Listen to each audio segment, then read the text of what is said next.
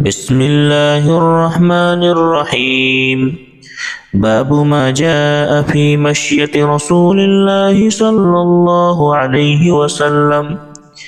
عن إبراهيم بن محمد من ولد علي بن أبي طالب رضي الله تعالى عنهم قال: كان علي إذا وصف النبي صلى الله عليه وسلم قال: كان إذا مشى تقلع كأنما ينحط من سبب. عن علي بن أبي طالب رضي الله تعالى عنه قال: كان النبي صلى الله عليه وسلم إذا مشى تكفأ تكفؤا كأنما ينحط من سبب. رواه الترمذي.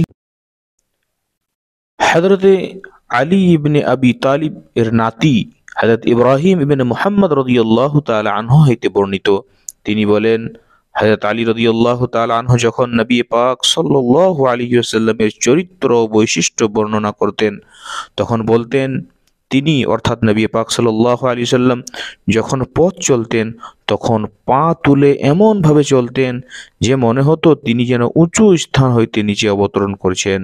হযরত আলী ইবনে আবু তালিব রাদিয়াল্লাহু তাআলা আনহু হইতে বর্ণিত, তিনি বলেন, রাসূলুল্লাহ সাল্লাল্লাহু আলাইহি ওয়াসাল্লাম যখন পথ চলতেন তখন সামনের দিকে এমনভাবে ঝুঁকে হাঁটতেন মনে হতো তিনি যেন কোনো উঁচু স্থান হইতে নিচে অবতরণ করছেন।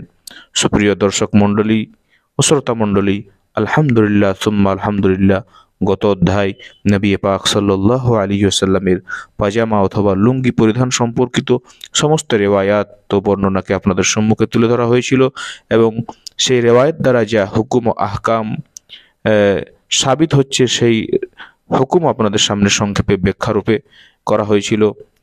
তো সুধী দর্শক মণ্ডলী, এই বাবের মধ্যে এবং এই অধ্যায়ের মধ্যে নবী পাক সাল্লাল্লাহু আলাইহি সাল্লামের হাঁটা চলার পদ্ধতি কেমন ছিল, সুন্নত তরিকা কেমন ছিল, ইমাম তিরমিজি আলাইহির রাহমা বর্ণনা করলেন।